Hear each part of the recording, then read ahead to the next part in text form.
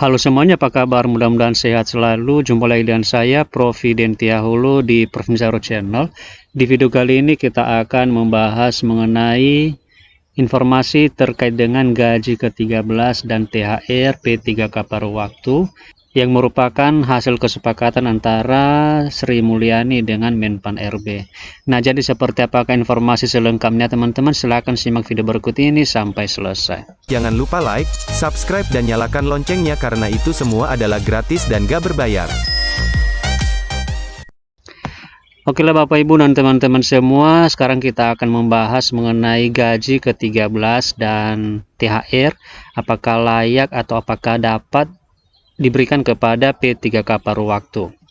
Jadi berikut ini informasi penting terkait kebijakan terbaru pemerintah mengenai pengangkatan tenaga honorer menjadi P3K paruh waktu, termasuk rincian gaji dan juga tunjangan mereka. Kemudian kebijakan baru yang diumumkan oleh Menteri Keuangan yaitu Sri Mulyani dan Menpan RB yaitu Ibu Rini Widianti. Jadi di sini teman-teman bahwa kita sudah banyak mendengar berita bahwa akan diadakan pengangkatan P3K paruh waktu yang mana seluruh tenaga honorer yang sudah terdaftar di database BKN. Nah, kali ini kita akan membahas mengenai rincian gaji dan juga tunjangan yang akan diterima oleh P3K paruh waktu.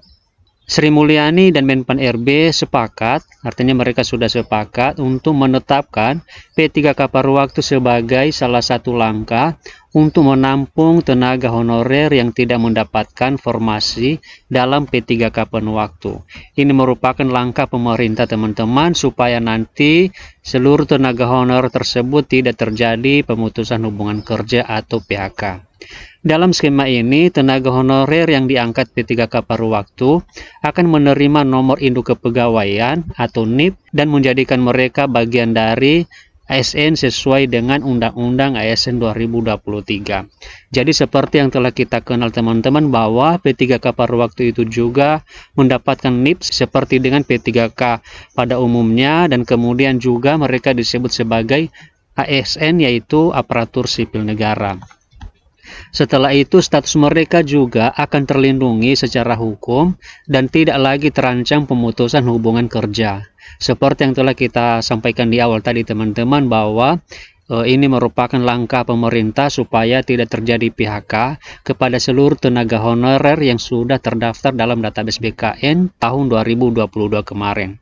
Namun perlu dicatat juga bahwa P3K paruh waktu belum memperoleh fasilitas penuh setara dengan P3K penuh waktu. Jadi ini juga ada pengecualian teman-teman, ada perbedaan sedikit antara P3K paruh waktu itu dengan P3K penuh waktu. Kemudian di sini kita juga membahas rincian gaji dan tunjangan P3K paruh waktu, di mana berdasarkan keputusan Sri Mulyani, gaji P3K paruh waktu ditentukan oleh jumlah jam kerja serta tanggung jawab yang diemban, yaitu berkisar antara 2 juta hingga 5,6 juta per bulan. Nah, jadi inilah rincian gajinya teman-teman, karena P3K paruh waktu itu juga tentu mereka bekerja nanti separuh jam kerjanya jika dibandingkan dengan P3K penuh waktu.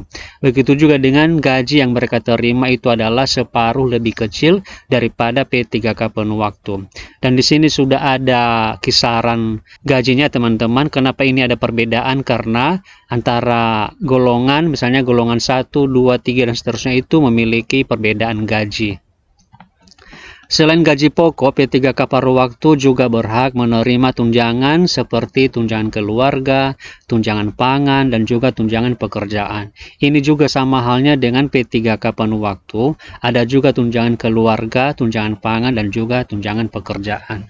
Kemudian P3K paruh waktu juga akan memperoleh gaji ke-13 dan THR atau tunjangan hari raya, sebagaimana diatur dalam peraturan pemerintah nomor 14 tahun 2024.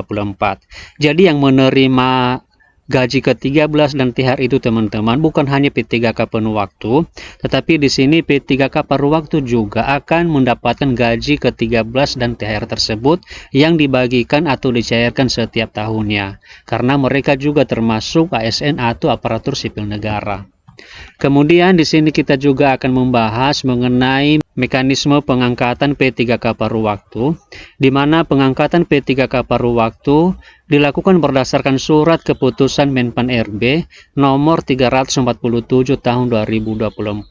Jadi pengangkatan P3K paruh waktu ini teman-teman sudah benar-benar resmi dikeluarkan keputusannya oleh Menteri Pendayagunaan Aparatur Sipil Negara dan Reformasi Birokrasi Republik Indonesia, yaitu nomor 347 tahun 2024. Skema ini hanya berlaku bagi dua kategori tenaga honorer berikut ini. Jadi tidak semua honorer teman-teman bisa diangkat menjadi P3K paruh waktu, hanya mereka yang memenuhi persyaratan seperti berikut. Yang pertama adalah peserta seleksi P3K tahap 1 dan tahap 2 yang tidak mengisi formasi. Jadi kepada teman-teman yang statusnya masih belum bisa mengisi formasi di tahap 1 dan tahap 2, nanti akan diangkat menjadi P3K paruh waktu. Atau mungkin yang kedua adalah tenaga honorer yang terdaftar dalam database BKN dan telah mengikuti seleksi CPNS 2024 namun tidak lulus. Artinya kepada teman-teman yang belum lulus itu nanti bisa diangkat P3K paruh waktu. Tetapi tidak semua bisa diangkat ya teman-teman. Ini harus sudah terdaftar dulu di database BKN di tahun 2022 kemarin dan telah mengikuti seleksi CPNS. Walaupun sudah mengikuti seleksi CPNS dan tidak lulus, tapi kalau misalnya tidak terdaftar dalam database BKN maka tidak bisa diangkat menjadi P3K paruh waktu.